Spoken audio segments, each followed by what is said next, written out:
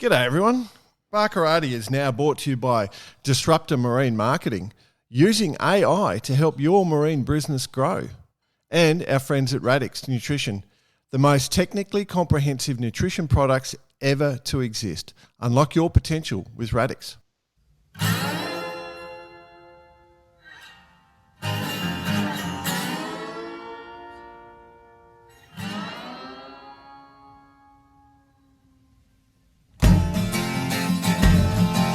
G'day listeners, welcome to Barkarati the Sailing Podcast. My name's Jordan Spencer and it's that time of the week where we get to hang out with some really cool sailors, but of course I have to share the mic with my two idiot mates. So first off, let's welcome Mr. Brett Perry. Greetings, Exalted One. BP. As of time of recording, obviously it's morning. I love recording in the mornings here because we get to have a coffee before we start, so it's super hyped. That's all right. Hey, have you heard what's going on down in Sydney? The weather? With the weather? Oh, yeah. I've been watching it build up. Yeah, she's a good one. They're calling it a 100-year swell. Is that right? Yeah. So I'm going to be heading over there today to go and have a look and have a look. They reckon 8 metres and 5 metres on the beach. So how cool's that? You putting your board on the rack? Yeah. I've got my jet ski towing guy ready. I'm all sorted. Yeah. I was supposed to be going estual sailing today, but that's been canned apparently. So not because of the weather, but because our crew got his dates wrong. He was on the plane still. All right. Well, let's see what the other bloke's doing. He had a voice that could make a wolverine purr. Okay, crickets. Last night, comms. I'm back, boys. I'll be there for the show in the morning. Late night last night. I might have a little bit of a delay. As of 5 minutes ago, he's on a call to the US. He will jump in at some stage, but at the moment, I don't think we'd recognise him, BP. No. Well, he sort of just comes and goes as he pleases, it feels. Yeah. Well, that's the free world, mate. I'm happy with that. All right. Well, let's get on to our guest because this is a great guest today. I'm certainly a conversation I'm really looking forward to. We've had a bit of a skiff run of late, haven't we, bud? Well, we got heavy into the 18s, but at the same time... We did. And, we had obviously Emma Rankin on the other week, which was a good chat. And we've seen some awesome results over the last few weeks across the skiff world. So, yeah, we thought we'd keep it rolling, eh? Well, Emma used a reverse curse and banked $1,000. I was talking about this last night at the Palace. We were just making sure the sun was going to come up today and the world was evenly balanced, as we do every Friday night. And there's quite a few people there that listen to the show, and I was, banging on about the reverse curse, and they're saying, this is true, isn't it? It's happening. It's definitely. So it's catching on even at the Palace. So we're getting people at the Palace who want to come on the show, and they don't even have anything to talk about. Yeah, that's the reward. Well, the 16s, one thing, we've mentioned them quite a bit through the last few years as well. The 16 skiffs, which, there's sort of a few major clubs in New South Wales where they shine. And they've just got bigger and bigger and bigger, and they've got this amazing program, and it seems to be a class that's got it worked out and got it right. Now, from a female perspective, there's been some great performances. Obviously, Sarah Lee has won the Australian Champs a couple of times, which has just been amazing, and Sarah will love to chat to you. But on the last weekend, we all tuned in to watch the 16 coverage, and we sat there and watched lightning storms and listened to Dolly crap on the TV commentary for a while. And on the 18s, hey, with the 18s, no, with the 16s, the 16 stream. Sorry, yep. I was watching the 16 stream, and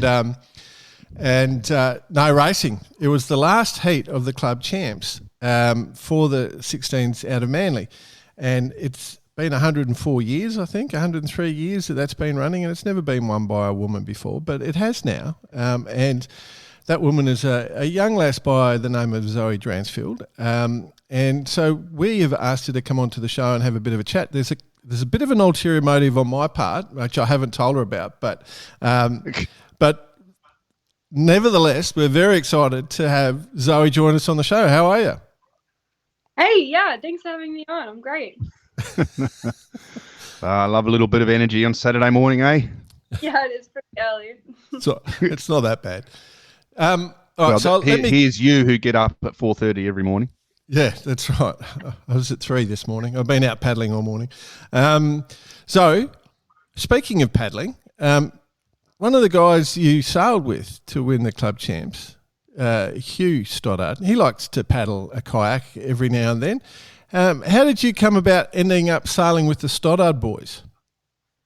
Yeah, so I sailed with Hugh and Jamie, father and son. I've known Jamie I've sailed against him in junior sailing for a number of years. Yep. And I remember Hugh being this crazy dad who loved to watch his kids and coach them on the water. But unlike most parents who had a coach boat, he would go out on his, I don't even know what it's called, kayak paddle thing. And he, regardless of the weather, if it was 25 knots and waves, he'd go out and he'd not just watch them from the bottom, he'd paddle around after them. And it was really impressive. And he still does that occasionally. And he does a lot of adventure racing, which is that insane sport where you go over a few days and you've got to navigate and you've got to decide whether the trade-off between sleeping for a few hours or you keep running, and you've got, sections where you raft and you swim, and it sounds insane. So he's a great person to sail with. He brings a lot of experience to the team. Super fit. I don't know many other 50-something-year-olds who could keep up on a 16 the way he does. So it's really great to sail with him. And then Jamie is closer to my age. He sailed with my brother as well in the 29er, and he just brings a great enthusiasm, young, explosive energy to the team, which is great. Yep. So I'll give you, young Hugh, as I call him, young Hugh, and I've known each other since we were about 15 or 14 or 13 or something. So I know exactly the personality that you talk about, and he's a very he's a very talented sailor, but he's quite intense. He's always determined. So I wonder how that goes on the boat with his son and with you. So that would be one of the things, But Hugh definitely. Have never sailed with Jamie, so I can't speak. But I claim responsibility for Jamie's existence, though, because Hugh, here we go, and his wife Emily. I introduced them. So right. Yeah. So, brought them together in my gang from South Australia, where Emily lived, and then Hugh and I knew each other from the ACT days. So, effectively 2 gangs came together, and Emily and Hugh paired up, and Jamie came about. Oh. There you go. Well, I'm grateful to you then. Yeah, great. If only Bicey was here, Jordan. I know they'll be being ripped right now, but anyway. So let's talk about you, Zoe. You've got. You never had a choice, did you, to go other than to go sailing? You're a family of sailors, aren't you? Yeah. So my dad was a really good sailor, and when my brothers and I, we were 4, 6, and 8. We sailed back from Croatia on a Bavaria 46. It took a year and a half. I think in those days, this is 16, 17 years ago now. That was quite a wild thing to do with your young kids. And I think a lot of my parents' friends were quite shocked by it. But we loved it and we had the best time. I think if you asked any of us, we'd do it again in a heartbeat. And then after that, I think we were all just kind of pushed into sailing at Manly Skiff Club. It's a great program with the juniors there. We all went through Manly juniors, flying 11s. It took me a long time. I feel like it took me a while to show any potential in sailing. I definitely, when I was out in the Manly juniors at 8, was more focused on the social side and singing around the race course and lots of capsizing. We brought this up quite a lot actually, and it's probably worth talking about. You were brought up in the sailing scene. You would have had a lot of awesome memories from your trip, which we can touch on in a second. So you were the youngest. Is that right? Am I saying you were the youngest on the boat? Second. Second. So you get here and you get out on your flying 11 or whatever you were sailing on, and you'd still be in that mode. So you'll be out there looking at dolphins and picking up shells and doing what all the kids of that age we want to do, boys and girls, to go out and enjoy themselves. And so you've got that mindset. Yeah, it was amazing. Yeah, and we finished the trip with another brother, much to my. Oh, you just found him along the way. Yeah, I picked you up somewhere. But yeah, it was great. It was an amazing experience. And I think it just brought us all really close together. When I look at some of my friends, I think our family's quite special. I think a lot of that is from that trip. And just, being brought up around the water and learning about different cultures and seeing different experiences and being given a lot of responsibility at such a young age. Yeah, it was amazing for all of us. Just for the listener, just to clarify, Zoe's dad's John Dransfield, who 3-time fireball world champion and I think former Australian Sailor of the Year in 1990, 91. Yeah. From memory. So you didn't have a choice, did you? I'm always intrigued by sailing families because I reckon that over the dinner table conversation where you talk about sailing and talk about tactics and talk about I reckon that would have been your life, and I think that adds so much to your skill set. Yeah, funny you say that. We actually have a little ice cream tub full of what we call tabletop tactics.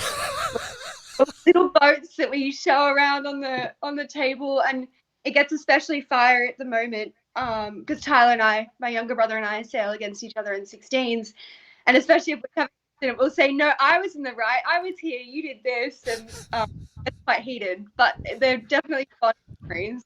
Yeah. I think that's brilliant. Like if every family should do. I've never heard it described like that and pulling the little boats out, but that is exactly, all the champion sailing families. You hear this exact discussion. The dinner table is where all the breakfast. It adds a whole new level to bar karate, doesn't it? Like the bar karate, chopping yourself up at a bar after work. You were on starboard, I was on port. Yeah. You've got some other sort of elements there. Yeah, it's kitchen karate. Kitchen karate, that's it, yeah.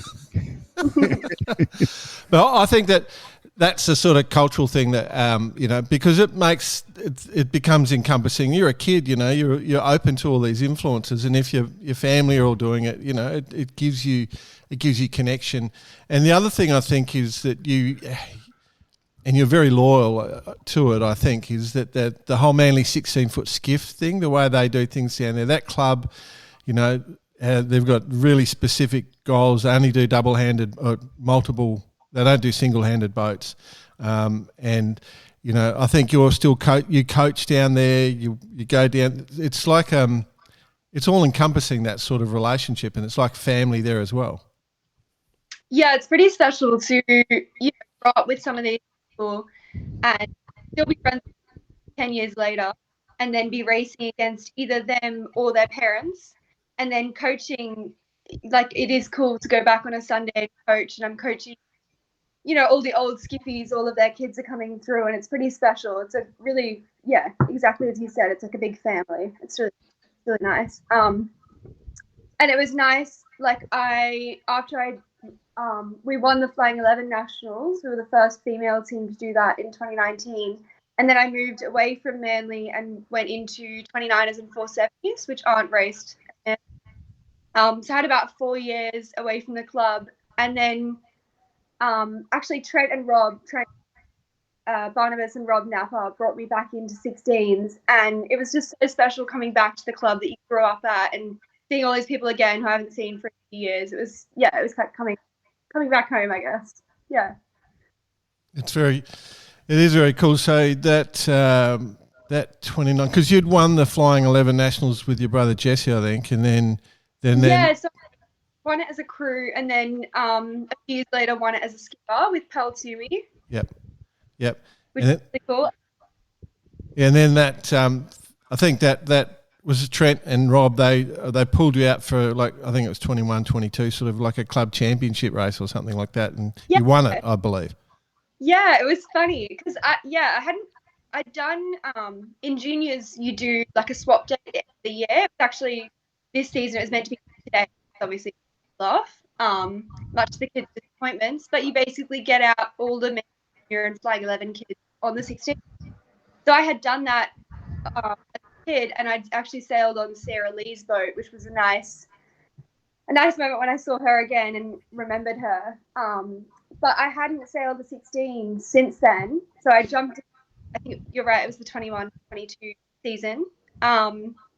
And Trent and Rob had never had a female skipper either, which was cool. And I remember it was a long course race, and I don't know if you know the long courses at Manly, but they're like an hour and a half long race, which I'd never done before. So it was quite exhausting. And it was a super shifty sou'easter, which has become my specialty there. They're my favorite. But, like a kind of 8 to 10 knot, massive shifts. And I think it was about 6 laps, which is a bit ridiculous in my opinion. But it was just amazing sailing with Brent and Rob. They're so kind and they make the boat go so fast. You don't even need to think about speed. So it makes you look like a tactical genius. Speed. But it was amazing. Yeah, it was really cool. And we won that race, and it made me really want to get into 16. So about 4 years ago, you get back in and you go on and you win a race and you go, I like winning. Was it at that point that you sort of thought that you could put your foot down into the 16s? Because ultimately, we know how big the 16 fleet is here. We know how many legends sail in that fleet.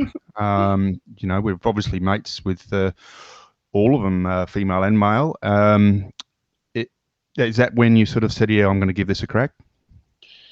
Yeah, I think after that race, I was still doing the 470. I was in like the kind of futures Olympic training program. And I was still doing some racing in that. And then I was also starting uni. And then I kind of started uni, and all the 470 training was just a lot, and it was hard balancing the two.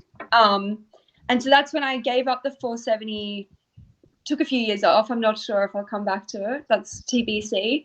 But I really wanted to get into 16s. I think at Manly at the time, there was only one other female sailing, or maybe two, like the Clancy sisters.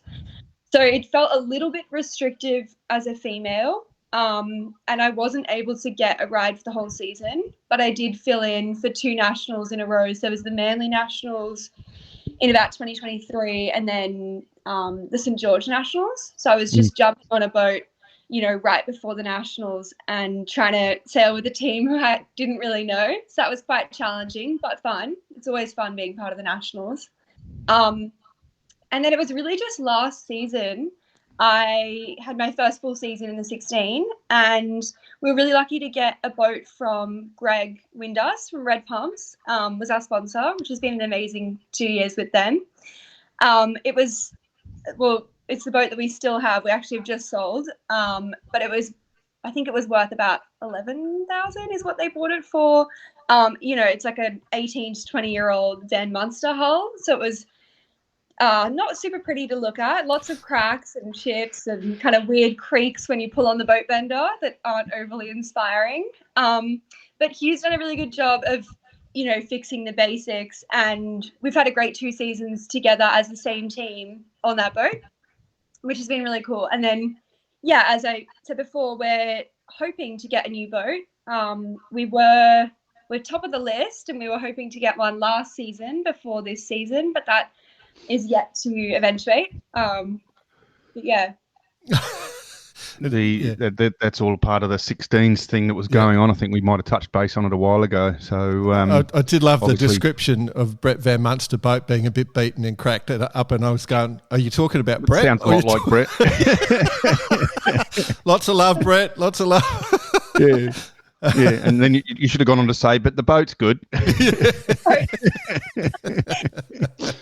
Yeah. So, that's the next process. So you've got a good partnership. So how did the Red Pumps partnership come about?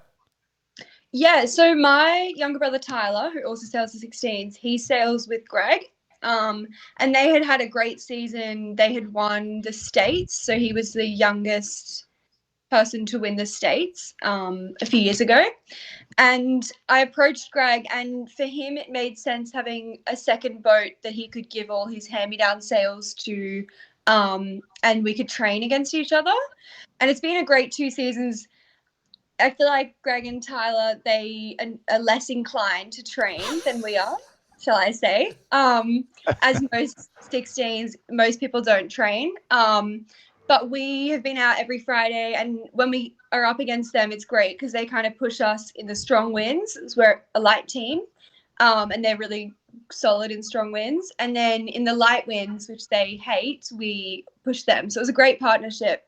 And it's been really generous of Greg to sponsor us for 2 seasons.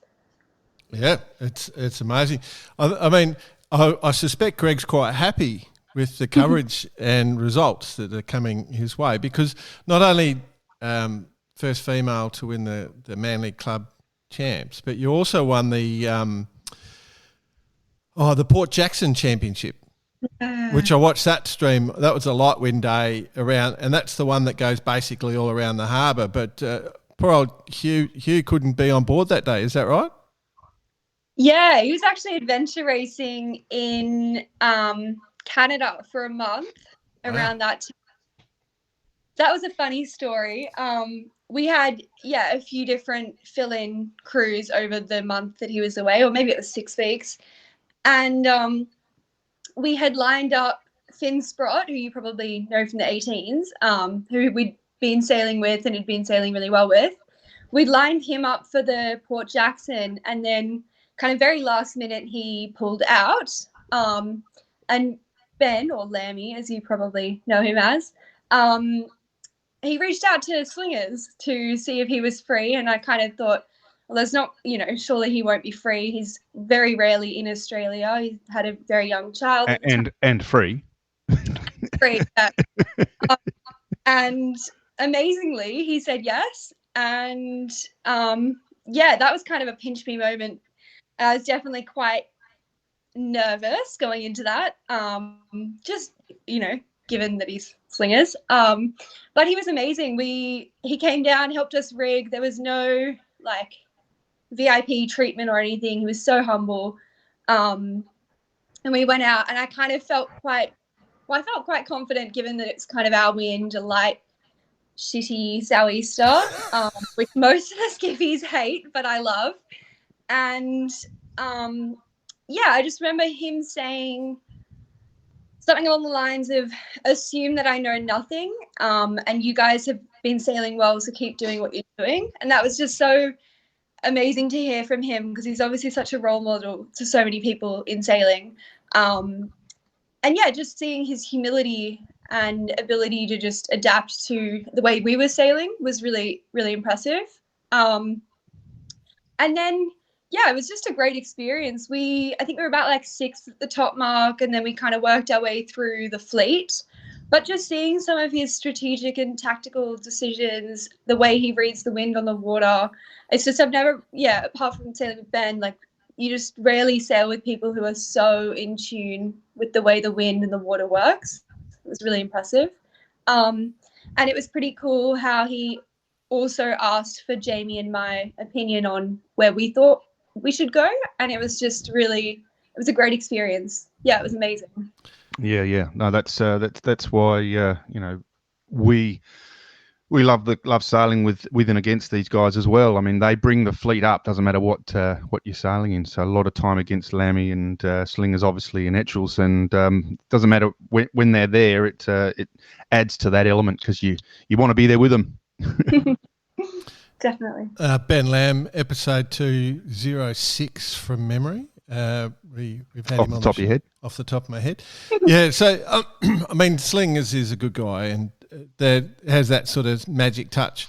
It's once in a generation style sailor, so it is.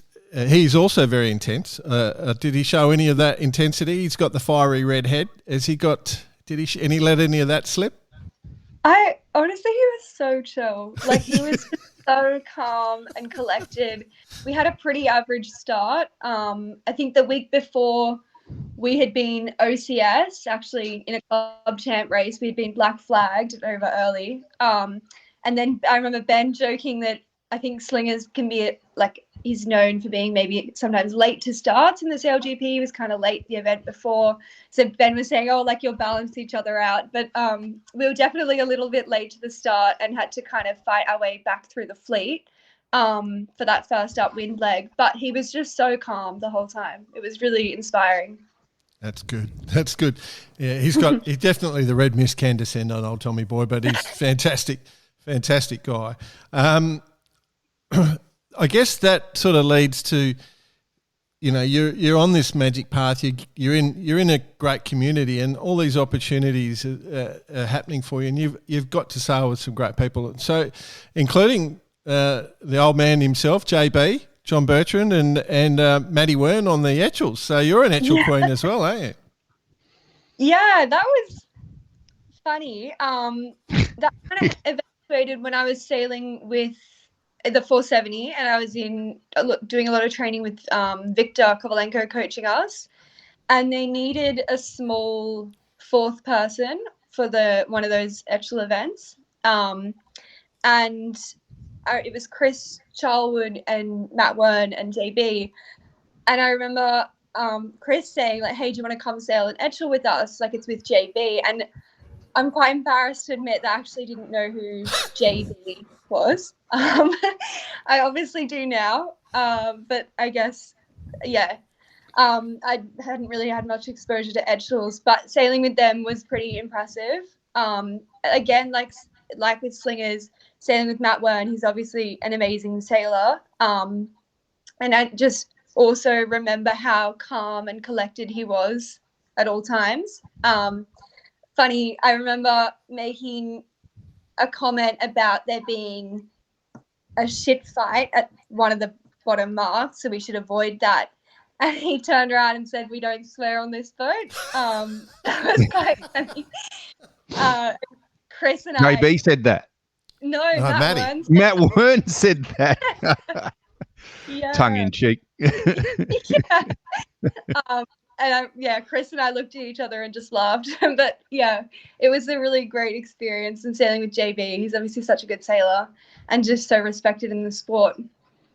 Yeah. Certainly is. I mean, he's unique to sail with as well. We often see JB come in and around that bottom mark, and it's just head down. Doesn't matter what's going on around him. He's just going around the corner.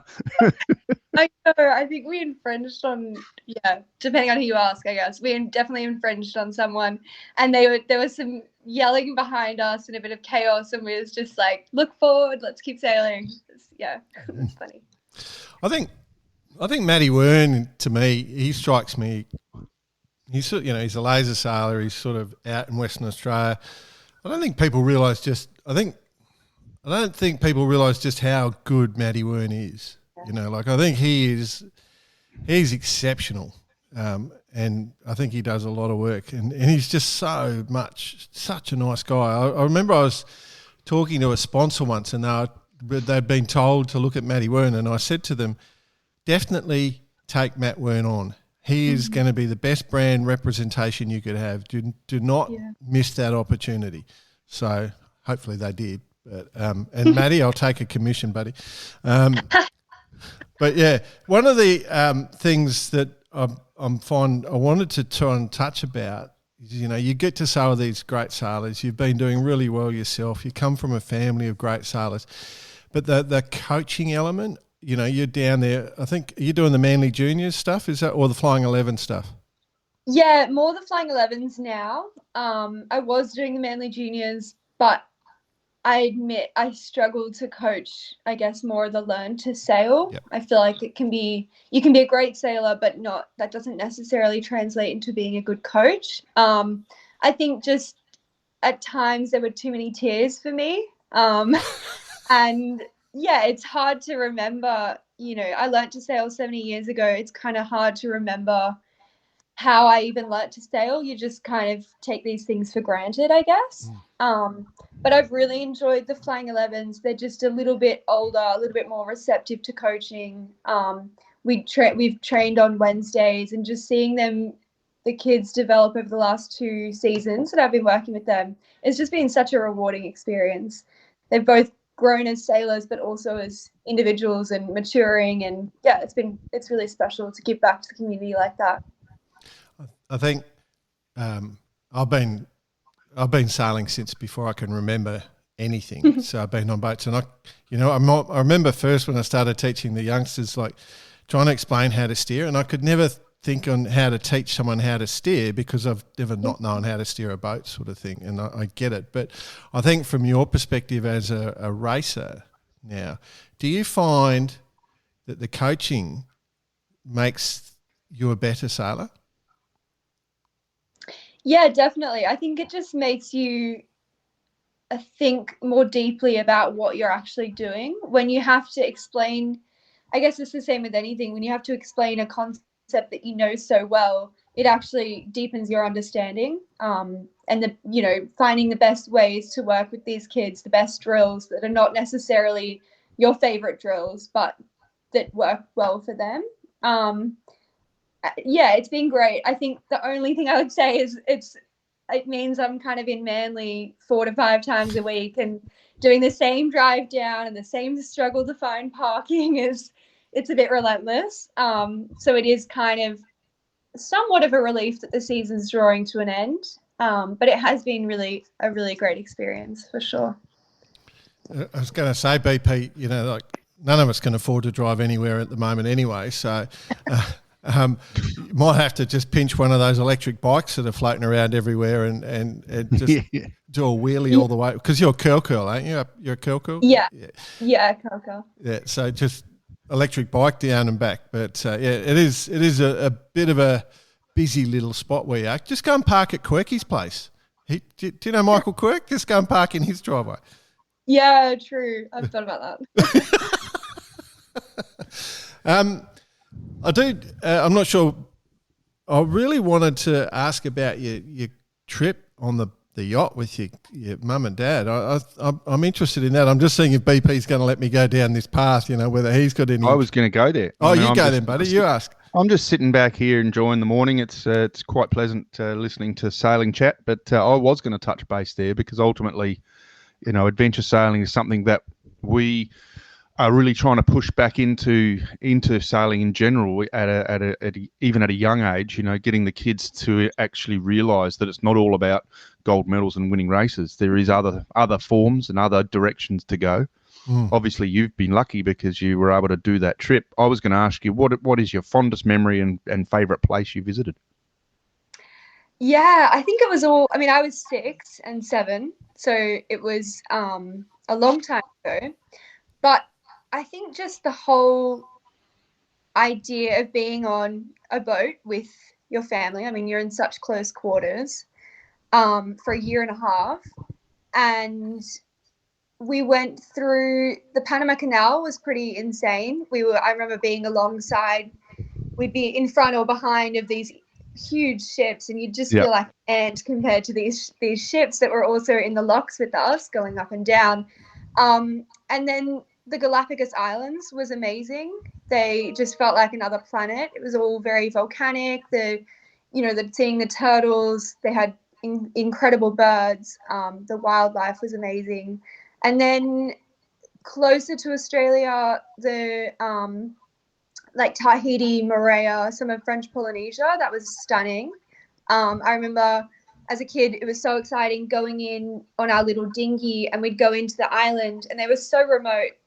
They had none of the modern comforts that we had, and they would invite us to these dinners, and there'd be a pit, and a goat or a pig had been roasting in this pit all day, like 3 feet under the dirt, and they'd just share all their food with us. It was just amazing. It was really special, and I wonder. Yeah, it'd be interesting if you did it again, if some of those places would have become more modern and westernized. I'm not sure. But yeah, as a young kid, that was just amazing, meeting all these different people, playing with the other young children. It was really special. There you go. Do you remember doing the crossing, the Atlantic crossing? Do you remember all that? Yeah. Okay. Funny story about that. So we did the ARC, the Atlantic crossing from, testing my memory, is it Palma? Las Palmas. Yeah, to Gran Canaries. Across across the Caribbean, maybe? Yep. Yeah. And so the start line, I think there was about 180 boats on the one line. And we had just started. Dad got super competitive on the start. I've raced with Dad a few times, but often we've been doing cruising races, and I've seen kind of the mist follow where he just gets so competitive. So we're on like a cruising yacht, right? Like, you know, with 3 kids, and we're not trying to win any event. And then the gun went. And then we do a port tack and cross the fleet, and anyway. But about an hour after this incredible start, we actually had the situation where we tested one of the auto-inflate life jackets for the first time on the trip. So it kind of was an hour after the start. The excitement had all died down. Some of us had gone downstairs. My brother, who was 8 at the time, was reading Harry Potter on the foredeck. We had the Genoa up, and I think my mum was on deck as well.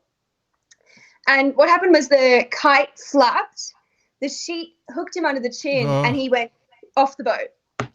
And suddenly we're all downstairs, with the book, thinking about having some lunch or whatever, and suddenly mum's yelling "man overboard," which we hadn't had that happen before. And so we're all running up, like going, what on earth is going on? Like it had all just quieted down.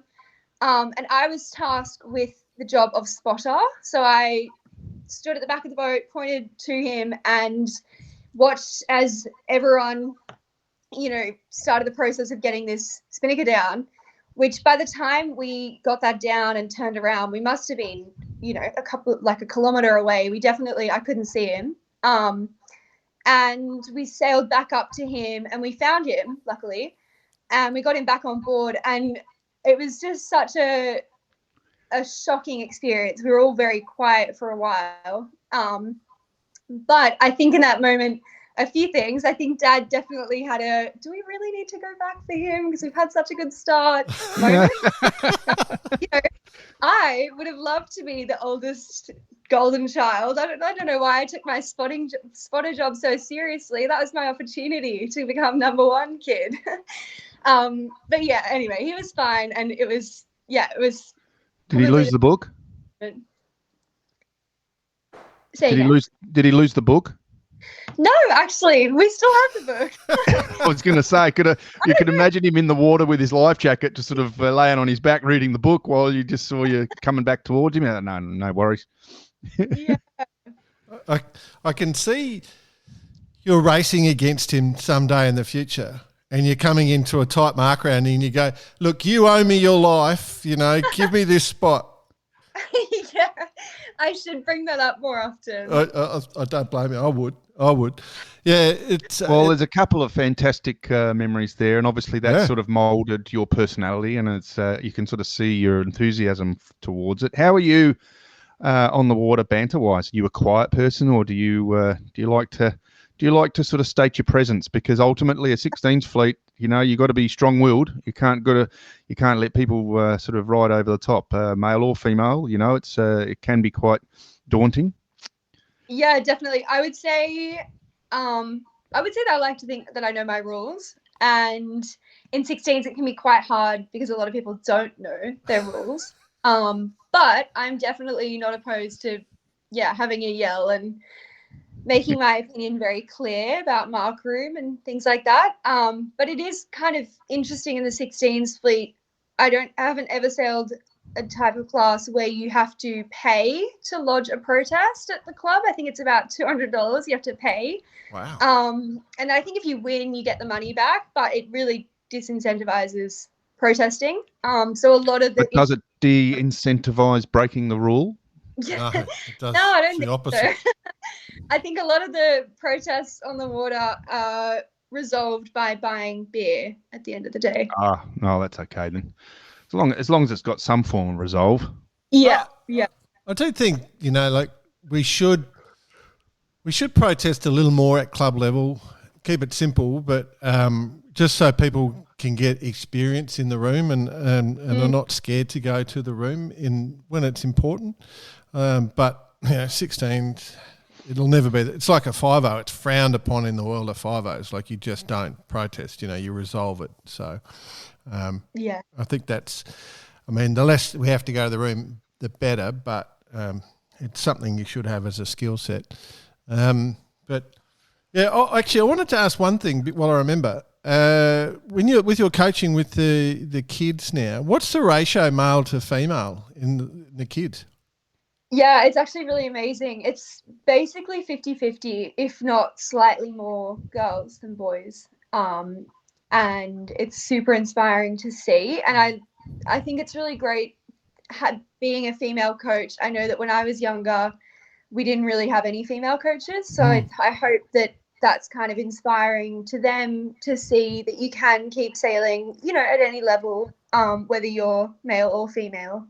Yeah, but that's great. And I think it's exciting in the 16s, like in the 4 years since I've been sailing them on and off at Manly.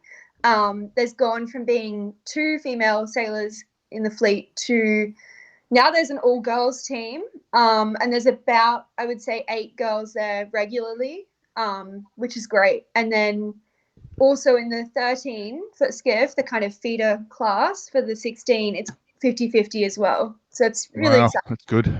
Yeah. I think it's fantastic. I honestly think it's the best thing in the world. So that is awesome. More power to them. And so, ladies, if you're listening, keep sailing. I do want to ask, what's the future hold for you now, Zoe? Like, are you at 16s for a while, or are you just going to sail whatever? Yeah, so I'm doing my last 2 subjects at uni, so I'm about to finish that. I'm studying business and biotechnology at UTS, which I've really enjoyed. And I think now that I've got my degree under my belt and I'm not overly inspired to start full-time work anytime soon, I'm really keen to do a lot of sailing and see where that takes me. So I've been trying to learn to wing and wasp, which has been quite humbling because I don't feel like I'm very... The all new terminology of sailing. I'm trying to learn to wing and wasp. Yeah, right? To the non-sailor, they're going, what? Yeah, right. Yeah, so I'm trying to learn to foil because I think that's such... If you want to be a well-rounded sailor, at the moment, you definitely, and in the future, you need to know how to foil. So I am trying to learn those. And then Ben and I are going to do some sailing in America on the Melges 15, which is like a new class over there that's growing really quickly. And then, I think just doing as much sailing as I can. Like if you talk to anyone like Slingers, his advice will always be, if you want to get good at sailing, you just need to do whatever sailing you can get your hands on, whether it's on a good team or a bad team, you still learn. And yachts, he was doing the laser, obviously, with the moth, like just saying yes to everything. So I think I want to try to do that a bit more in the future. If after this show goes to air you get a message from a guy called John Schaefer, our number one fan, he's a lovely bloke based in the US, and as soon as you mention Melges, he's very close to the Melges family, so he'll be just reaching out to help. I guarantee it. So don't go, who's this weirdo? He's a good guy. No, go, who's this weirdo? G'day, John. John. Now he'll be hunting you down. He'll be desperate to help. He loves helping people. But that sounds pretty cool. Like, so the future's bright. I'm intrigued by the whole desire of not wanting to work. I mean, you've got to work at some stage. How are you going to fund it? What's the plan?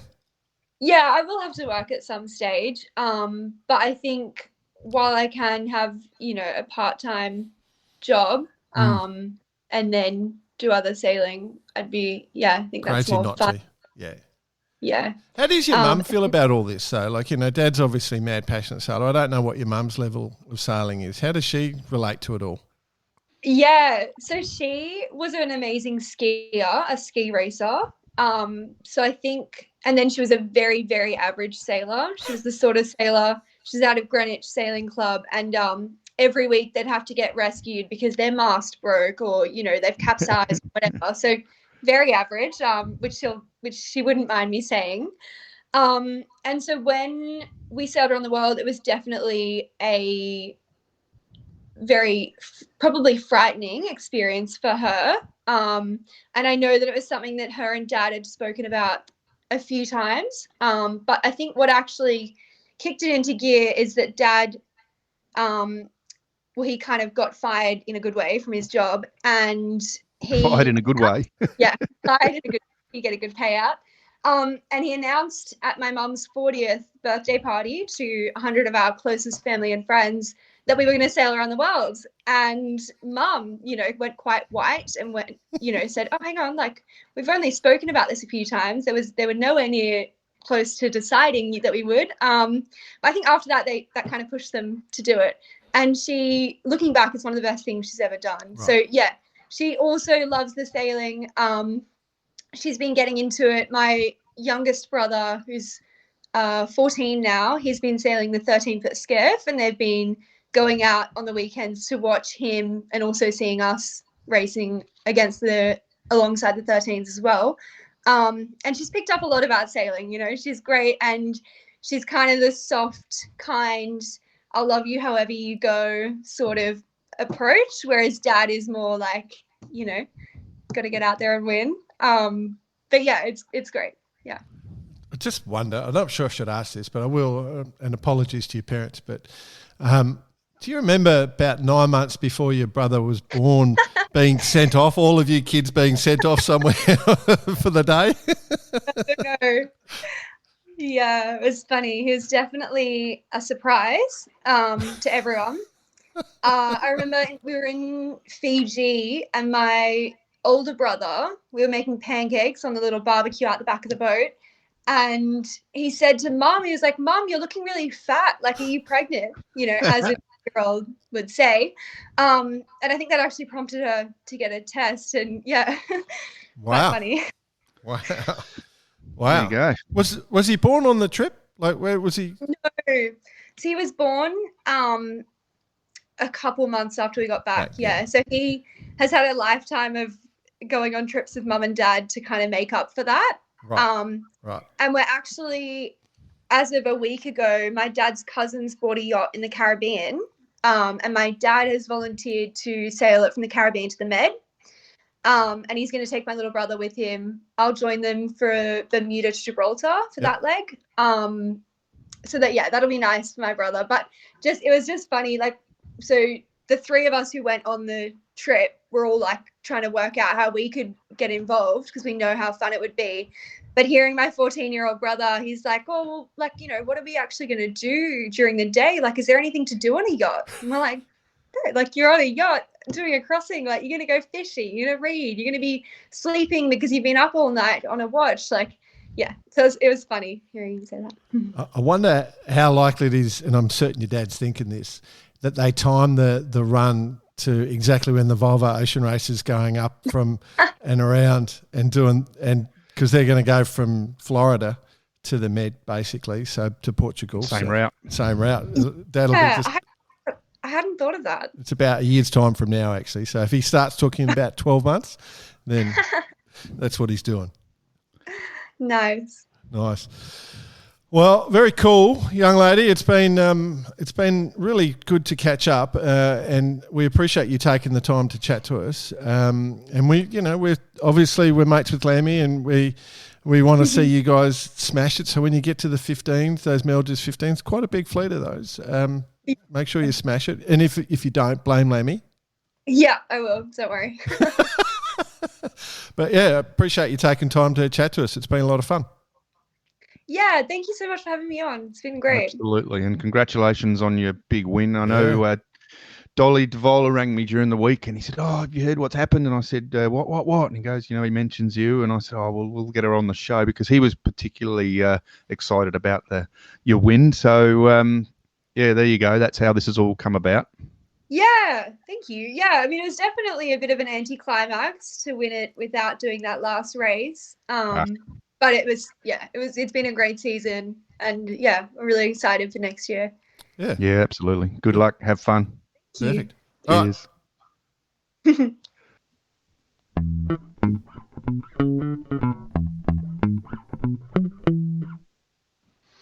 Oh man, imagine. I mean, you grew up around boats from as early as you can remember, Jay. But imagine your old man saying, 7 years old, we're going to sail around the world. I mean, that's just dreams are made of. Not only because you're sailing around the world, but you get off school.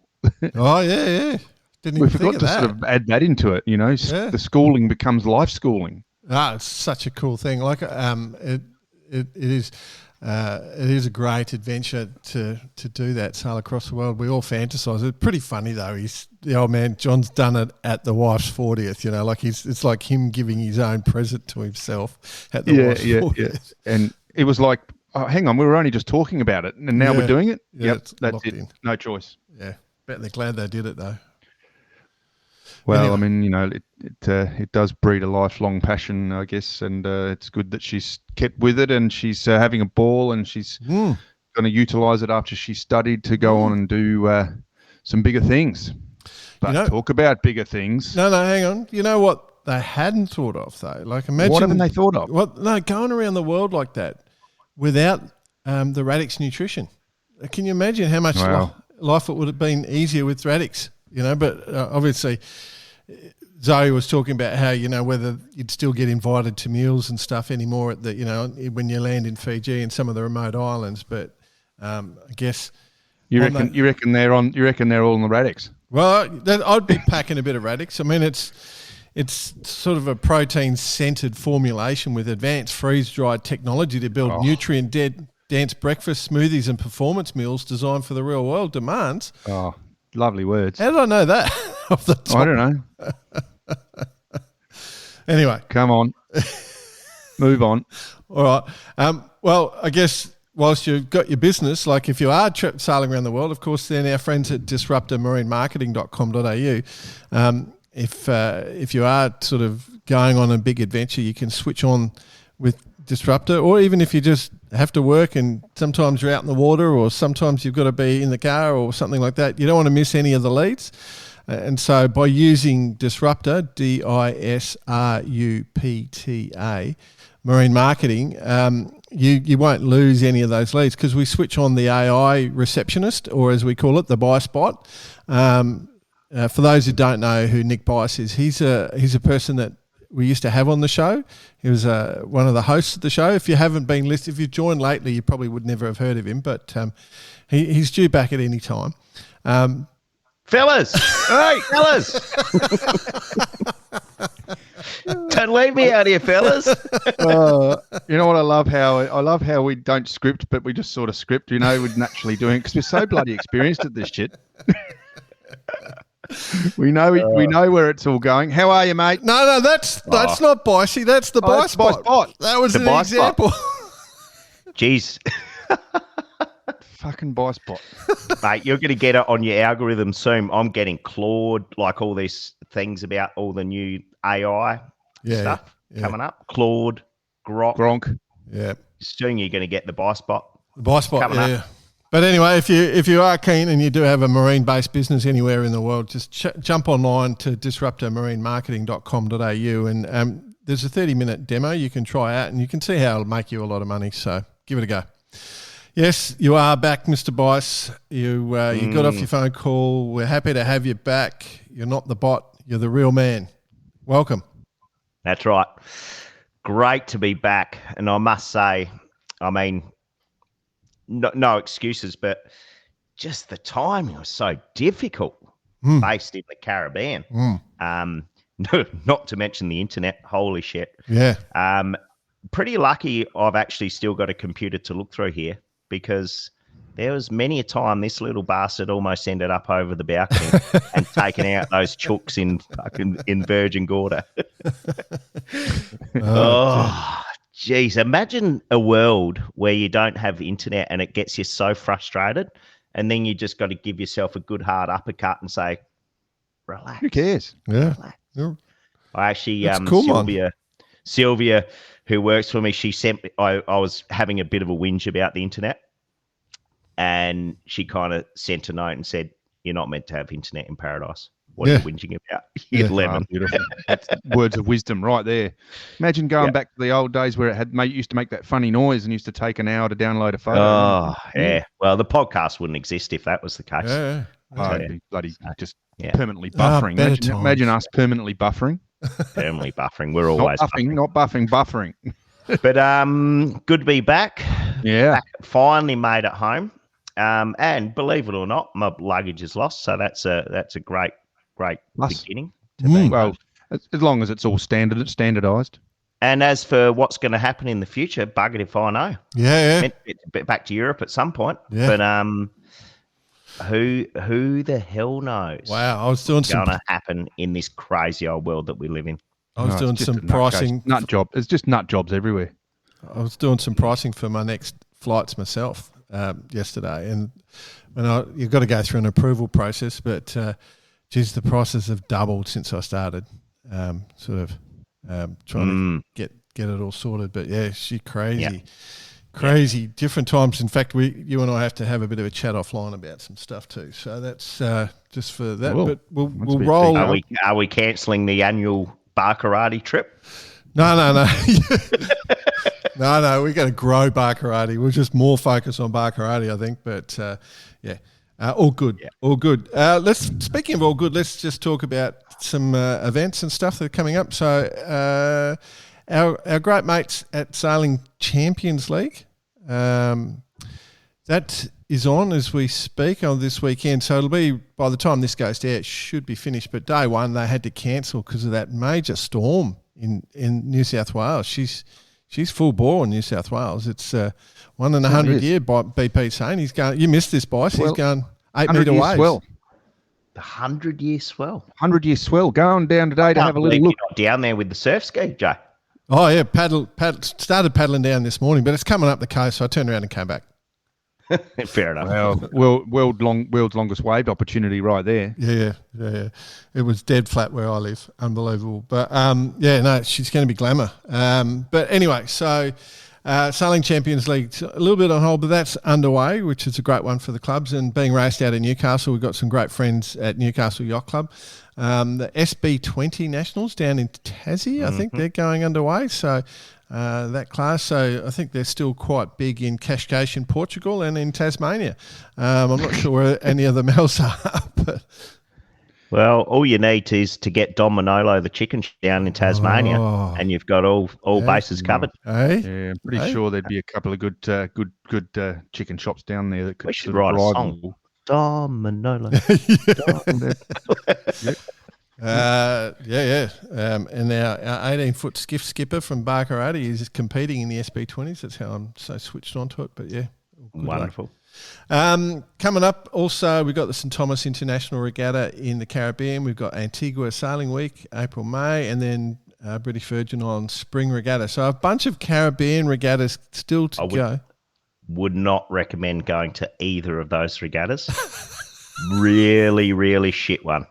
You're being facetious? Been coming out of the BVIs. Oof, Jesus. I'll explain a bit more in hot time. In hot time, yeah. Oh, my God. Probably the second best place a man could sail. There you go. Or a woman, for that matter. Women can sail as well, you know. So, yeah. Yep. Very well, for that matter. All right, we'll move on from that. We'll go to Jack Lloyd, Listener of the Week, presented by our friends at Vycobi. Vycobi obviously give a couple of $100 of gear away each month to the best contribution we receive on a monthly basis. Much loved, and we try and spread it around as much as possible. I noticed Vycobi have got some brand new caps that are on their list. You can go onto Vycobi and get the sun shirts, and that will come up in discussions when we go through the emails. But so we got obviously very relevant. I almost used this email BP at the start, just from Dolly, just to. Well, I was going to sort of say that it was sort of the instigator. It was the instigator, but it's a good one. He said, "G'day, fellas." Well, Jordan and BP at least. I find that funny, Bice. Did you want to respond? Oh no, sorry, I wasn't listening. I was reading an article I wrote. It's pretty funny stuff, that. Yeah. The Manly 16s club champs have been run and won this year's champion, Red Pumps Red Zone Dransfield, with Hugh and Jamie Stoddard. Pretty proud moment for me, having coached all the Dransfield and Stoddard kids through their sailing careers, and Hugh, an old mate, of course. Zoe made history, being the first female club champion in the club's 103 history, racing against world and national champs and Olympic gold medalists. Previously, she and Pearl Toomey were the first all-female crew to win the Flying 11 Nationals, along with Sarah Lee winning 2 16 Nationals, Emma making waves in the 18s, Tash in the Sail GP, etc., etc. How good are the girls going, and what a fantastic role models they are for young girls in our sport. Hope your bloke's well. See you soon somewhere on the water. Just a nice email. That basically is exactly what we discussed in the discussion. Hey, BP. Yeah, 100%. And, we basically touched on that she's now putting back in as a coach, and we asked her, Bicey, how good she feels about that and how good she's seeing a lot of younger females coming through. She did say that it's half in the flying 11s, isn't it? Flying 11s, she was saying, yeah. Oh, wow. That it's, easily 50-50, male, female. And so, the role model sort of thing is there, but, you look at how proud Dolly is, obviously, to have not just coached her, but also the Stoddard family. It's pretty cool that these people are coming through and she's putting back in. Yeah. It was a good discussion. Really enjoyed it. You'll be able to listen back, Mr. Bice, but it's great to see. I think it comes across. I hope it comes across. We're very, very keen just to keep growing the number of women in our sport. We love hearing everything about the women doing. They're doing such a good job. And the skiff classes are really promoting it, like the 18s, the 16s. I had a drive past to the 12s, looking through some photos. Couldn't see many women in the 12s, but we'll see. So, but the more, the better is my argument. Another email from Dave Worrell, which is, G'day gents, greetings from very close by the Palace today as I fix fridges at Coles Birkenhead Point. You probably broke it, BP. I'm on call, sadly, so no chance of an icy cold beer this afternoon. Was having a chuckle regarding the idea of the Bar Karate Yacht Club Burgee. I'm thinking something similar to the Sardinian flag with opposing corners featuring a crock, some kind of refreshing beverage, a Mai Tai perhaps, given the Hawaiian theme of this episode, the letter V for Vycobi, and a rainbow, the boat, obviously. I actually like the idea of just putting a rainbow there, but I'm wow. This is possibly letter of the month. It is. It's a good one, isn't it? Up on. The Burgee, the idea of the Burgee. There's some good thoughts into that. I love it.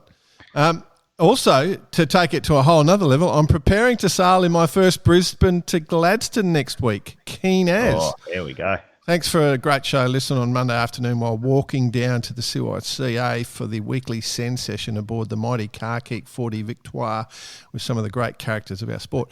That is a good email. Good email. Pulling all the levers. We've got the Palace in there. Yeah. We've got beers in there. We've got Crocs. We've got Rainbows. We've got Brisbane to Gladstone. Mate, we've got Listener of the Year. He forgot Port Lincoln. Especially with the broken fridge. Broken fridge. Yeah, broken fridges. Of course, Coles Birkenhead Point, which is across the road from the mighty Palace. But and Victoire. Victoire has obviously competed in the second greatest offshore race, the Lincoln. I don't know what you did back there. That's right. But it was good having you on board. Thanks, Doc. I do want to highlight, boys, we're Friday night, Friday morning around 10-ish, the Brisbane to Gladstone start will be live streamed. It's looking, I've always promised it's once every 20 years you get crappy weather and the rest of it's honking downwinder. It's a glamour. The long way, the modelling's looking real good. It's going to be. No, it's bloody, this week's got anything to do with it. It's going on here. It's going to be. Way up there. You wouldn't want to miss it for quids. It's looking perfect. So happy days. So beautiful. Tune in. Looks like about 15 to 20 southeaster. Just smoking downwind the whole way to Gladstone. Couldn't ask for more fun. Looking forward to that. Looking forward to the start then, right? It's been a bit quiet in the last few starts. Yeah, it has actually. It has, hasn't it? Yeah. We'll fire up. All right, and then Robert Lott, our mosquito crazy. He loves to send us lots and lots and lots of messages, and we love hearing from him. I like what you've done there. Well done, Bob. You like to send us lots and lots. Robert Lott. Thanks, guys. Love the show. It was great to see Emma Rankin at the Around French Island race. Yes, using the reverse curse, winning all that money. Was listening to her interview with you on the way to Cows, which is the name of the spot down there. Congratulations on a win. Upcoming events in Victoria. Australian Cows, obviously. Yeah, that's exactly right. It is kind of funny, isn't it? upcoming events in Victoria, the Easter Regattas, Lake Bulleen, Merry, Camperdown, Mick Doherty's involved, so always a great event. Gippsland Lakes, Painville with a round Raymond Island race. G'day, Ray. And the best event of the year, the Lake Bogger Easter Regatta. This year, some bloke called Mark Bolker is sailing a contender dinghy as part of the contender state titles. Don't think you have heard of him, but he gets a boat moving. He's being facetious there. Obviously, we're good mates with Bolker. April 11, 12, the Mark II Mosquito titles at Rye Yacht Club, run by Scott Patton of Rye and the VMCA, obviously great mate of the show. Some competitors get serious. The rest just grab one of the young kids from the yacht club, put on a jib and go out for fun, which is, I love to hear that one. Great event to be involved in. I can lend jibs to people who don't have one, and the club has kids looking to go for a sail. That is cool. April 25 to 26, Spinnaker Mosquito titles at Gippsland Lakes Yacht Club. Can lend a Spinnaker kit if someone is interested. The Bar Karate Sun Shirt is fantastic. Did cop a bit of a niggle at the Mark I presentation for wearing it instead of a mosquito T-shirt. Thanks, guys. Your show always makes me style. Still laughing every time I adjust the Cunningham. Oh, beauty. Hey, I wonder, old Tommy Stushberry, our mate Tommy from down that way, he's a young lad at a jib. If somebody wants to put a jib on their mosquito and it's blowing 40 knots, he'd be a great kid to put on the front of your boat. He's doing some great. I saw he gave us a nice call out on his latest episode, I think. So thanks, Tommy boy. Oh, nice. He was rigging out the 18, going through. He's doing he's done some nice rigging work. He was pretty good, I thought. Anyway, so yeah, maybe Tommy can get a sail and do a bit of coverage on the mosquitoes. That would be a nice little cross promotion. Right, moving on. That was all good. I think you're right though. Dave's email was a cracker. I think next week we'll be announcing actually. So if you do have something funny you want to get in, send her in. Send her in.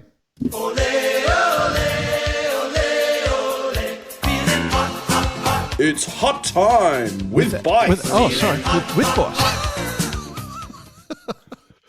Yes, welcome back. Funny times, I tell you. The amount of times people have asked, where is hot time? Or replicated exactly what Harry's sending out. They're all requesting that particular song. That's cool. When it comes on, do you get up there and get up there and have a boogie? I've got to rush home, get my tracksuit pants on so I can rip them off.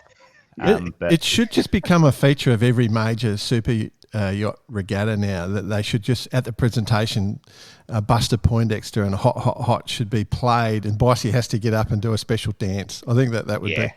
I've just got the picture exactly like Jackass. You know the movie when he's got his American budgie smugglers. You have your Aussie budgie smugglers underneath your track pants. Mate, I tell you, the song comes on, you rip them off, and you just get into that beautiful dance. I think it's got potential. It has BP. Maybe that has to go in one of the corners of the Burgee. of the Aussie budgie smuggler. Actually, there's a lot of rainbow stuff going on. There was a big post on Facebook. If you Google rainbow, there was a post on Facebook showing the breakdown of costs and how to get it all done. So if you search for the rainbow build program, so just jump on. Check it out. Shane would be more. Make sure you expand on that. If you Google rainbow, some very interesting topics come up. Anyway. Well, it's hot time, anyway, so go for it, boys. Let's move on with the show. What's hot at the moment? Well, what's hot is, of course, having just come out the back of 4 regattas in the Caribbean, pretty much back to back to back to back. That was pretty hot, from Antigua Nelson's Cup Antique on Galatea to a boat that any professional sailor should think, if you want to sail on the boat, you got to sail on this one, and that is Hataris, the big green bus. My gosh. You had a win on that, didn't you? What an absolute experience to just be able to sail on that boat. I remember a boat that's pretty old now. I remember but still nothing even comes close. You and I were in Auckland many years ago. We were sitting and we went for a wander down to the AC base, and she was just moored outside. And remember we were chatting about her, and I said how much I loved it. And you've gone and had a yacht on it. She's managed to go sailing on it. And I remember seeing it in Palma getting bloody refit way back when I was living in Spain still. So that's a while back. Old. And a shout out to Reggie, captain. Oh, Reggie. So he's just done his last regatta in St. Bart's and about to move on to his next ventures. But shout out to him, being with the boat for, I don't know, maybe 10, 12 years or so. But some adventures. Not Port Lincoln Reggie. No, different Reggie. Different Reggie. He knows who he is, and everyone else knows who he is. But what an amazing boat, amazing people to sail with, good times. And then of course went to St. Bart's Bucket. Oh yeah. Managed us and the V Racing 100-footers. But that was extraordinary to see all those big boats there. Including Maximus, the Aquarius, like the big catches. It was pretty phenomenal, actually. And then, of course, the North Sound Maxi Regatta, which has just finished up, which you'd be living under a rock if you hadn't seen any of the fantastic images coming out from that particular regatta, but turned on again. So you didn't have much fun? No, it was pretty tough, especially the last regatta, private event at Mosquito Island, then out at Necker Island with the whalers playing, then taking Sir Richard for it. Actually, I think last year I told the story on Necker Island. Sir Richard Branson gave bit of a talk about how he met Bob Marley. Yeah. This year, his talk was almost a bit of a flex in the sense that he goes, listen up, guys, in about 20 minutes, I've got a great surprise for you. Make it your way down to the beach. So 20 minutes later, we all go down to the beach. What comes through? The latest and greatest Virgin Cruises, big cruise ship. So it was a bit like, I'll see you, Maxis, you little wimps. This is a boat. Wow. Yeah. Seeing the whalers, though, that would have been unreal, mate. I would have been pretty happy. Oh, yeah. Yeah. Who sings? Who sings for him? Is that? So it's a Dutch guy who came second or third in what do they call it? Like The Voice, Holland's Got Talent or something. Yeah, right. But had the exact right voice persona to kind of take on Bob. Wow. That's what I call him now, Bob. Loves a little bit of a chuffy. Well, I'm sure plenty of that was going on at times. Well, to be Bob, you've got to be Bob, right? Are we talking about Bob Lott now? Robbie Lott, or from Mosquito? Roberto Lott. Or are we talking Bob Marley? But I got to say, what an experience. Bit got to pinch yourself sometimes. Yeah. And that was those few weeks was certainly that. Yeah. So, but congrats to all the winners out there. In the most recent regatta, Bellamente and the V Racing and Freya, for that matter, in the premium race class. So all the winners, they're certainly the grinners. And I think in the St. Bart's, I'm going to say the catches, Aquarius, Maximus, Hataris, dead heat. Wow. Hataris ends up taking it out. And then anything before that, well, I don't know. I can't remember. So for everyone sitting here thinking, wow, what a life, people probably should know that obviously you've got to do all that sailing and that socialising, you also have to do your real job at the same time. So day job, correct. Thanks for mentioning that, Jordan. I almost forgot. Sacrifice a fair bit of sleep just to get everything done. Yeah, pretty much. But, all worth it. Great people. Yeah. Great experiences and good time to sell stuff. Yeah. Well, you had to replace some arse, I noticed. It was the Balthazar. Was that amazing That was job? a bit of a highlight, to tell you the honest truth, in the sense of, they dropped their mast 15 miles before the finish in the Caribbean 600. And it was pretty clear when that had happened, there's only one way to take this, and that is to repair it to get them to the BVIs, because they'd come out to the Caribbean to do the regatta. And it certainly would have been quite a big loss for them to not to do that. And the guys at Rig Pro rallied, got the repair done, and they just completed the regatta and having won the last race, I think it was. Yeah. Beautiful. I saw a photo from Service with a smile. I saw a photo from Balbecking this morning or last night. It was it's gone from the Caribbean to back home and he's racing and there's ice on the decks. Ice on the deck from Mai Tai in hand to ice on the deck. Perfect. It's the life of a pro. I love it. Very cool. What else you got, mate? Congratulations, though. Thanks for thinking of us. At least you sent us a few photos and stuff, so we appreciate that. Yeah, no, and my apologies to the listeners out there. It was just got a bit tough at times to get aligned with everything. But in saying that, there's plenty of activity outside of the Caribbean whilst we were there. One, apparently a war had kicked off. Which don't mention the war. Don't mention the war, but I'll tell you what, who will be mentioning the war is Sail GP at some point. Yeah. Because there must be high on their risk agenda or their risk discussions in what's going to happen in the future, specifically around the last couple of events of the season. Yep. Yes. So, so what are we? 2 weeks out from from Brazil. So all fired up to see Brazil because it's right in the bay there. It's going to be fantastic. But then, it's got to be cancelled last year, wasn't it? That's from memory. Yeah, that was the one they had to cancel because they had all that issue with the wings and stuff. So they so they'll be itching to get it going again. Yep.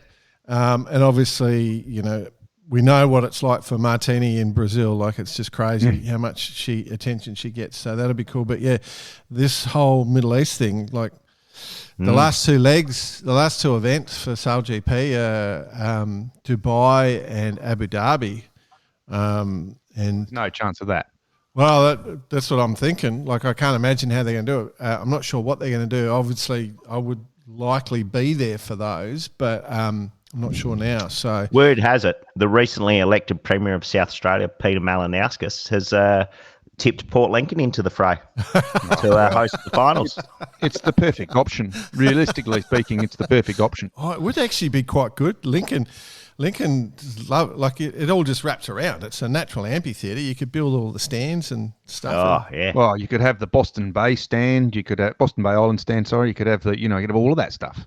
What about Port Vincent? You could go build like a thing all the way along that sandbar. Like you could have 2 kilometres of stand. You could have it like Taupo and have the stand out in the water. Yeah, that's what I'm saying.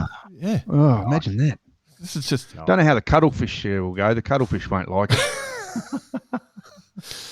But we're going to have to obviously stay pretty close to this and I mean, this isn't probably the only event that's going to be affected by it. Yeah. But let's see how things pan out. F1 have cancelled their events. Formula One have cancelled their events. Much for muchness anyway this year with those cars. I mean, we don't want to get too political on this show, but the other big one there, of course, is who owns GB1? Oh,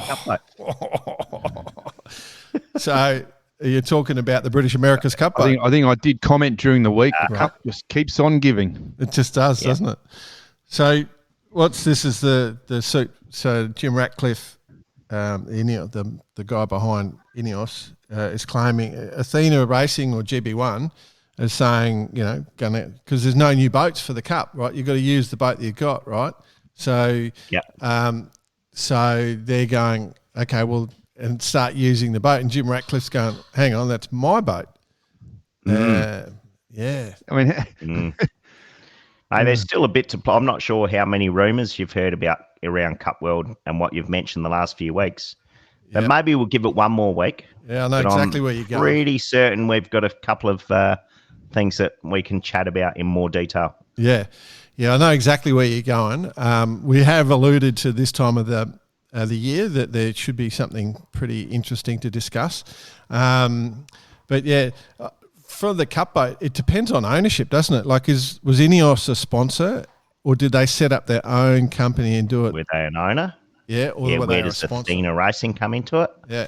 Yeah. I guess the great joy for us is that we get to be on the sideline. We don't have to we don't have to make the decision. But yeah, that's going to be pretty interesting. So, and of course, our good mate Mozzie Sales gave us a nice insight the other day. So that was where it first popped up, and it was a really good discussion. So, for those who haven't seen that, get on to Mozzie Sales and have a look at that, because he goes into quite a bit of detail, but says still more to come, as we know. Yeah. What else, Bites? Pittwater to Coffs cancelled. Yeah. 100-year swell. Off the back of what we saw with that day of racing being cancelled, but I saw it off the V5 came over from NZ, the TP52. Yeah. They've had a bit of a rocky road. Let's say. They haven't in had. Australia. What's And now this race has been cancelled. 3 in a row they've missed or something.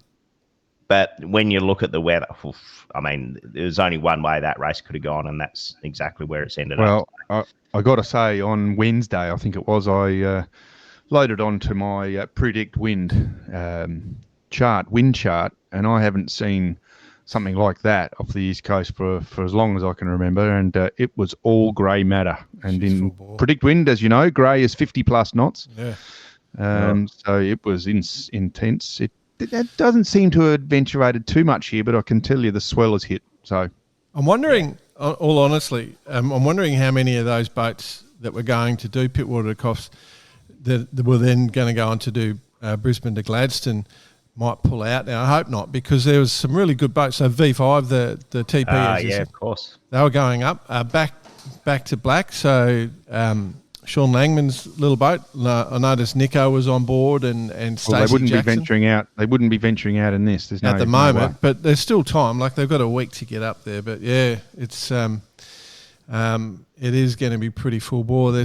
Although that being said, there's been a bit of the good racing in the TP52s and the 40s. The 40s with the event on in Sydney on the weekend, the Gold Cup, the Palace Gold Cup or whatever, Palace Capital Gold Cup. I think. Heavily weather affected. It was, wasn't it? With no wind. The opposite of this weekend. Yes, and so I actually caught up with an old mate of mine, Pag, Paul McInerney, who I bumped into in Coles at Birkenhead, just off the off chance on the way. Oh, really? What we do, hanging around the fridge saying, why isn't that bastard fixed yet? Yeah. Some bloke's writing an email sitting in his car. Where's old mate? Anyway, so walked in and saw this guy looking at me and went, that's bloody Pag. Anyway, Pag's a long-time sailor, East Coast sailor, but he was doing that regatta, and he said that Saturday was just a lottery, and then obviously Sunday they got through it. So, yeah. I think TP's Matador end up winning against Zen and then Smuggler. And then a fantastic campaign, I got to say. They're really doing well, the Matador guys. The Super 40 stuff is where my heart lies. I've got to admit, I do really love these little boats. I think Bo Ideal was in town and had a win. Certainly was. And then this is IRC, I'm talking about, back to black second and then Ambition. But of course, if you go to ORC, I think Bo Ideal took the win again, but Johnny Bacon on the edge, and then the Revolver, Mike Ritchie. We know the Revolver. Rich. Yeah, Richie. Yeah. I love the show, Richie. Good fun. And then finally, boys, I've kind of just got the Wasp Games currently taking place in Pensacola. There you go. Hasn't come to an end yet, but looks phenomenal sailing. I mean, remembering this is going to be the home of the home base for Sail GP in the US. Their training set up, yeah. Yeah, it's going to be a pretty cool place, but it looks like a great regatta. How's this for a discussion point? So obviously setting up that home base for Sail GP. Now I've got to say I don't know what's going on, so I don't want to get in trouble with Sail GP. But you got the French boats being rebuilt, right? Like at Southern Spars have done an amazing job to get the French boat back together. They took half the Kiwi boat and half the French boat, and that should make it to Brazil, as far as I understand. Yep. Affirmative. On the ship. Then you've got to have, so that training base is supposed to have a boat. Sail GP want a spare boat at each event, so if something gets damaged, they can continue racing. There's a new team, right? So it'll be from 13 teams to 14. And then they've still got to build the New Zealand boat. And it takes them about a year to build a boat, as far as I can work out. Like, it takes a lot of work. They need to get a new set of tooling, a second set of tooling or something. But I'm wondering which boat goes first. Like, how long will it be before the Kiwis hit the water? That's what I'm trying to get to. Good question. I don't like. There's, as far as I can work out, there's 4 boats to build. Yep. That sounds pretty aligned with what we're hearing. So, yeah, they got a bit on. There's a lot on. GP Technologies. So, yeah. Wow, cool. Anyway, old mate Joel, he'll sort that out for him. Yeah. All good. Yeah. Now, one question I've got for you, boss. How high was the lawn when you came home? Like, you've been away for so long. Could you get in the front? Was the pool green and slimy? Was the pool green and slimy? This is one of the This is where we find out if someone's been visiting Flick. Great things about being away for so long. You kind of get back and remember all that shit that you brought online. Yeah. And thanks for reminding me, because I brought a robotic mower. Oh, cool. I love them. So I'm going to go and pick that fella up to make sure that, you know, I don't have that anxiety of getting home and my lawn's up around my knees. Are you going to have to, but whoever, because you haven't picked it up yet, are you going to have to pre-mow? Whoever came around to mow the lawns, they did a shit job on the edging. So right. I'm going to have to find out who he is. Well, milkmen generally aren't good mowers. I'm assuming it's your brother-in-law or Pato. Oh, they're both your brothers-in-law. I was thinking Flick's sister's husband. Right. Well, Toby's not doing the lawns yet? Oh, yeah, no. He's had a crack. He's had a crack? And the message coming through is it starts way better with petrol in it. So, he wouldn't be able to afford that. Where's the battery charger? Can you imagine? I mean, we have to ration now. I can't mow my lawn. I've told the wife I can't mow my lawn more than once every Got to ration 6 the months. fuel. Yeah, we're it's madness. Anyway, all right, is that it? All right, fellas. You got everything done? Yeah, man. Cool. Beautiful. Cool. All right. Well, let's call it for this week. It's good to have you back on the show, Mr. Bice. You've been missed, I think, mostly by our listeners. We've done our best to make it half as good as you can make it, but it's been good to have you back. Oh, you've done a tremendous effort. How would you know? Tremendous. How would you know? So a big shout out to all the Barcaradians as well out there who were genuinely worried about me. We have had a very successful few weeks in the reverse curse world, I might add. Yeah. So you know the vibe of the show is definitely rolling on, but it definitely adds the spice when the Bice is here. So all good. Good boys. Thanks, boys. Thanks for listening, everyone. Really appreciate it. Yeah. Remember, cheers@barkarati.com to get in touch with us. Send that info in. disruptormarinemarketing.com.au if you want to get the buy spot on board. Let's get a few burgees designed as well for the Barkarati. Yes. Yeah. I think I'm very keen to pursue this one. Win some merch or something. Well, there should be packages arriving to both you guys fairly soon with some ideas. And then what else we got? Oh, Radix Nutrition. Use Barkarati, one word, as your discount code, and make sure you go to Buy KB and support someone that does a lot. Big news there too, coming up, by the way. Cool. Nice, boys. See ya. Thanks, listeners. Love your work.